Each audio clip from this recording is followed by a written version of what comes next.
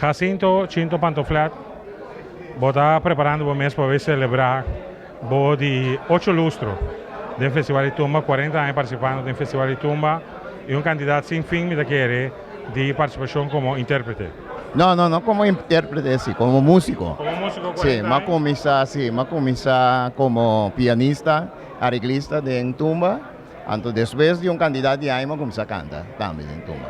Entonces, ahora aquí, me que será mi participación, probablemente último día, me que será como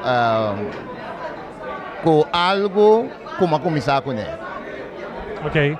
Para lo que está trata, botou uma boa participação já aqui. Quem é compositor, quem é arreglista, qual é a agrupação musical? Poder participar com ele. Tumba chama mi piano. Start com ele e uma toca em minha vida. Então, minha própria composição, me trabalho com Dolce Band. Então, minha arreglista está Randall Corson.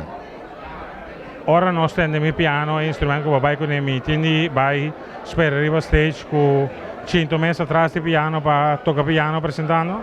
No, a mí lo nota atrás de piano, pero lo tiene un candidato de piano arriba stage, sí.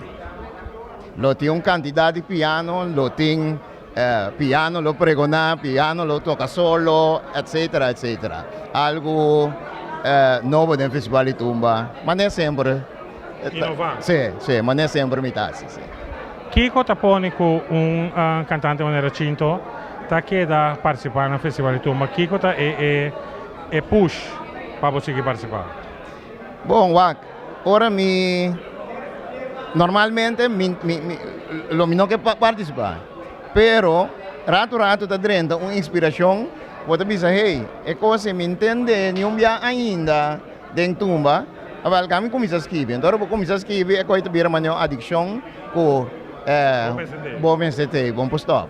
Que normalmente pode ler lo, e vai em novembro portar, então se algo drenta, pode começar a escrever. Se nada não drenta, mas a ducha mesmo, quer dizer, me casa, me também gosta aqui dentro, mas se algo drenta, então você sente que é algo eita, algo vale a pena para contribuir com ele na tumba, pode ser.